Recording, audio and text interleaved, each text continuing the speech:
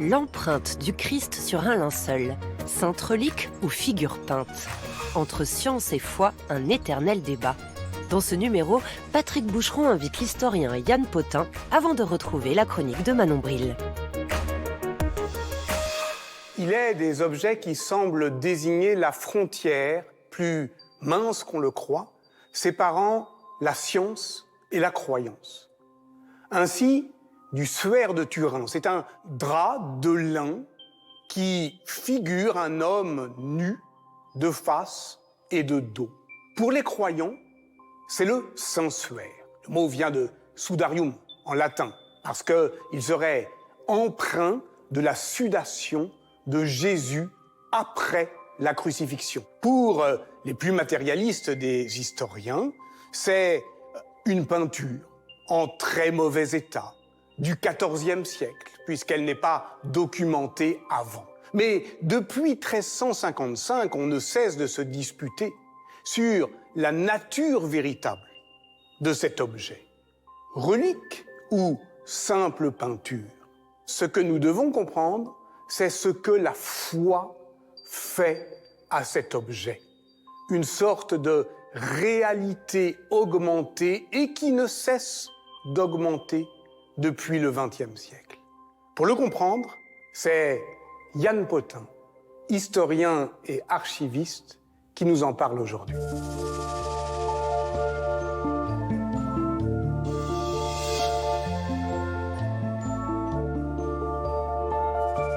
Faire l'histoire du linceul de Turin, c'est faire l'histoire d'un objet qui est devenu aujourd'hui unique, mais qui, au départ, prenait place dans toute une parenté, généalogie, cousinage d'autres tissus associés à la figure du Christ, soit par empreinte du visage seulement, soit par même empreinte de tout le corps, comme ce linceul de Besançon qui a disparu après la Révolution française et dont on voit ici une reproduction. Il semble que sa spécificité au suaire de Turin soit son réalisme dans les volumes. 4,40 mètres de long et une double face, recto-verso, pourrait-on dire, ainsi qu'on peut le voir figurer sur cette peinture du début du XVIIe siècle de Giovanni Battista della Rovere, où on voit en effet comment on explique l'emballement du corps du Christ par le linceul et l'empreinte double face, qui est sans doute, en effet, une des spécificités du linceul de Turin parmi tous les autres. Le suaire de Turin est aujourd'hui encore, pour des millions de fidèles à travers le monde, la principale preuve de l'existence du Christ, ou en tout cas de sa résurrection.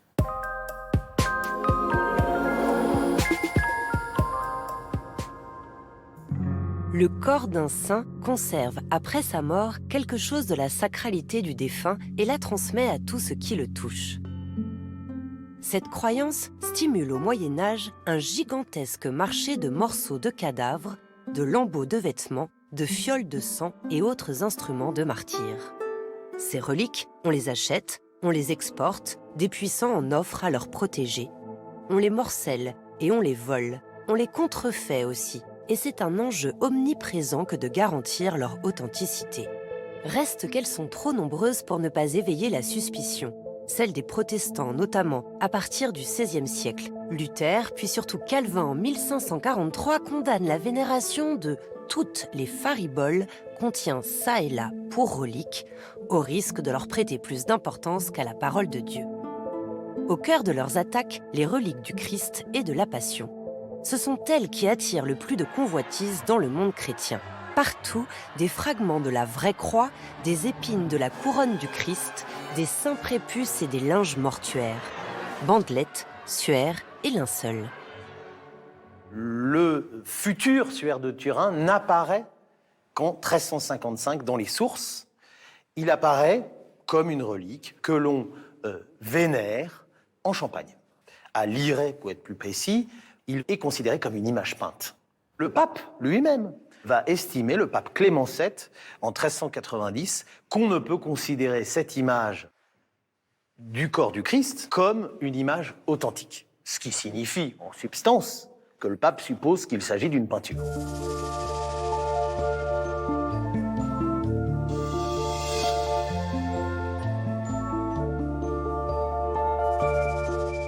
Suaire de Turin a subi les outrages d'un incendie en 1532 à Chambéry, alors qu'il était conservé depuis quelques décennies par les ducs de Savoie dans leur Sainte-Chapelle. Du coup, l'image qu'il portait va s'estomper.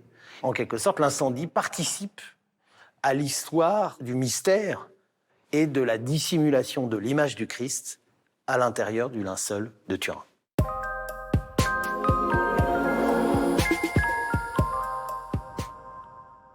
Depuis Charlemagne, qui conserve la chape de Saint-Martin de Tours à Aix-la-Chapelle, c'est en concentrant des reliques dans les grands centres politiques que rois et empereurs manifestent la dimension sacrée de leur pouvoir. Lorsqu'au milieu du XVe siècle, le Saint-Suaire devient propriété des ducs de Savoie, c'est ce même rôle qui progressivement lui est dévolu dans leur capitale de Chambéry puis de Turin. Son importance croît avec celle de la maison dont il devient l'insigne. Au XVIIIe siècle, les ducs de Savoie obtiennent le titre des rois de Sicile, puis de Piémont-Sardaigne. C'est sous leur égide surtout qu'au milieu du XIXe siècle, les nationalistes unifient enfin la péninsule italienne. En 1861, Victor Emmanuel II devient roi d'Italie. En 1870, il annexe Rome et les États pontificaux. Dans cette période charnière, face à Rome, le Saint-Suaire permet à Turin de s'imposer comme centre du pouvoir et la relique endosse un rôle politique. En 1898, c'est pour commémorer le cinquantenaire de la constitution du royaume que l'on exhibe à Turin le Saint-Suaire. Quand on révère le linceul du Christ, c'est désormais l'Italie que l'on célèbre. En 1898, un photographe, Secondo Pia, décide de faire une reproduction du Suaire de Turin. Depuis des siècles, la chrétienté tout entière vénère le Saint-Suaire. Sur ce lambeau de tissu décomposé par les sueurs d'agonie, on peut voir, reproduit comme par un négatif photographique, l'empreinte du visage et du corps de Jésus. En développant sa photo, le négatif fait apparaître une image que l'on n'a jamais vue, c'est normal, puisque c'est un négatif. On voit se déployer une image fantomatique du Christ, et tout particulièrement de son visage, et l'imaginaire du XXe siècle va se charger, en quelque sorte, de filer cette image, que la résurrection a supposé une dose d'énergie telle que le corps du Christ, comme une lumière fantastique, a été imprimé sur ce drap de lin dont on doit faire l'histoire. Cette image est donc le cœur de la transmutation de cet objet, un drap de lin, en une image sacrée, qui n'est plus simplement une image discutée, est-elle peinte ou pas peinte, mais qui est révélée par la photographie. Et c'est ce qui explique pourquoi les clichés de Secondo Pia, désormais, en tant qu'image, vont prendre toute la place dans l'imaginaire, dans les polémiques, dans la discussion sur l'authenticité du Suaire de Turin. La photographie se multiplie comme pratique sociale, mais aussi comme instrument d'investigation des choses invisibles. Les courants spirites, notamment, rêvent d'une certaine façon que les photographies peuvent révéler des fantômes, révéler des personnes disparues, comme sur ce cliché qui montre une enfant disparue posant à côté de ses parents. Mais c'est aussi le temps où on invente la radiographie qui révèle l'intérieur des corps. Et d'une certaine façon, les clichés de Secondo Pia sont, au fond, une forme de pré-radiographie de ce qui était une image peinte du XIVe siècle.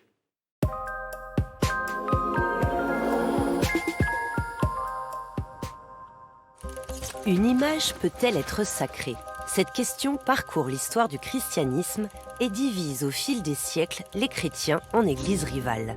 Dans le monde orthodoxe, après la crise iconoclaste des 8e et 9e siècles, c'est le culte des icônes qui l'emporte.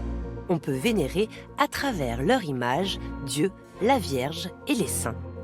En Occident, le culte des images est toléré, sans jamais atteindre pourtant un degré comparable. La Réforme constitue un moment de bascule. Pour les protestants, vénérer des images, c'est de l'idolâtrie. Au XVIe siècle, dans tous les pays réformés, on détruit les images religieuses, on les vend et elles viennent grossir les collections privées, galeries et musées qui émergent à la même époque. le déclin de l'image sacrée accompagne l'essor de l'art. Côté catholique, nouvelle rupture avec l'explosion des images qu'entraîne au XIXe siècle l'essor de la gravure puis de la photographie. Porté par cette vague sans précédent, l'art d'église connaît à partir des années 1890 un renouveau que ses détracteurs condamnent du nom d'art sulpicien. Lorsqu'en 1898, Secondo Pia révèle en photographiant le Saint-Suaire une nouvelle image du Christ, le monde chrétien est prêt pour sa vénération. Le Suaire de Turin n'est pas simplement, par la révélation photographique, une relique du XXe siècle. C'est aussi une relique pour le XXe siècle, adaptée à une société mondialisée par sa reproduction à l'infini en images, sous forme de petites icônes. Eh bien, l'existence d'une duplication de l'image du Suaire va donner aussi un nouveau statut au négatif originel qui va être examiné sous toutes les coutures, y compris les traces les plus infimes. Certains vont y lire même des signes qu'il faut décoder, au point qu'une véritable science, entre guillemets, ou en tout cas un domaine d'étude qu'on appelle la syndonologie, l'étude du Suaire, va se déployer avec toute une série de manifestations, des revues comme cette revue internationale du linceul de Turin, et vont donner lieu à des débats infinis et qui ne sont pas clos sur l'authenticité du Suaire à travers son image photographique. Donc il y a là une substitution entre l'objet et l'image.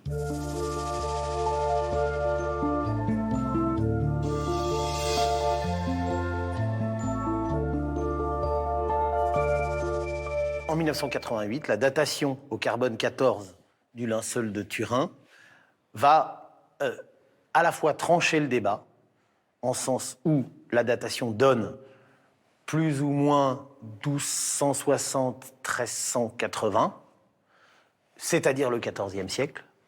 Et donc, on se retrouve par cette datation dans l'hypothèse initiale d'un objet forgé à l'époque médiévale, sans doute peint, dont les traces que la photographie révèle ne seraient que finalement les pigments ou la trace des pigments de la peinture initiale, et une partie des scientifiques vont continuer à estimer qu'il peut y avoir des biais, que ce ne sont pas les bons fragments de lin qui ont été utilisés, que les fragments de lin ont été pollués, soit par l'incendie, soit par...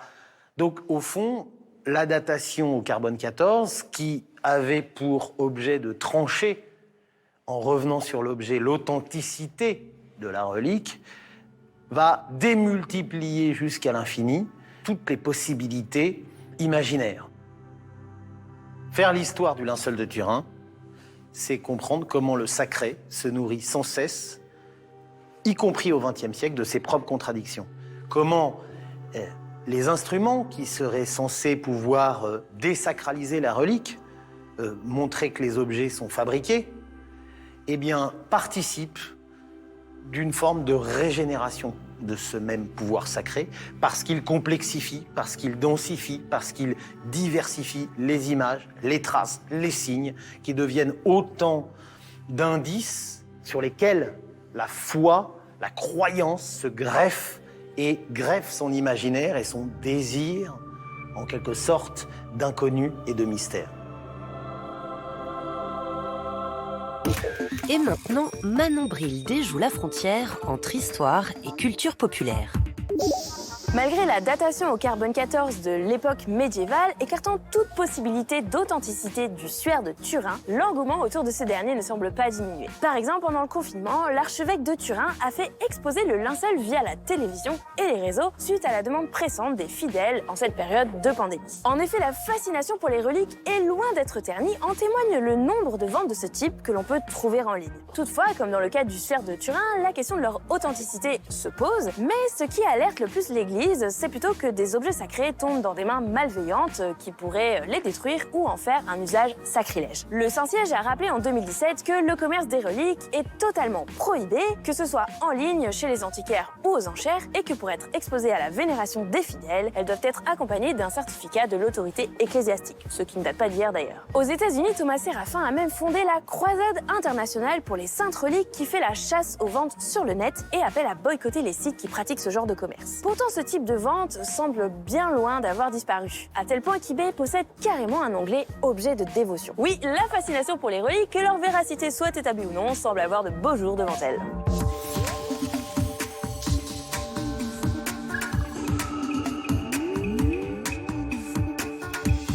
Une image du XXe siècle pour le XXe siècle. Tel est donc le suaire de Turin, révélé par la photographie. On y croit davantage aujourd'hui qu'au XIVe siècle, puisque au XIVe siècle, l'institution ecclésiale dénonçait une fraude et interdisait l'ostension de ce linge peint avec art. Car c'est le reliquaire qui fait la relique. C'est le fait de l'entourer d'égards et de fastes qui rend l'image performante.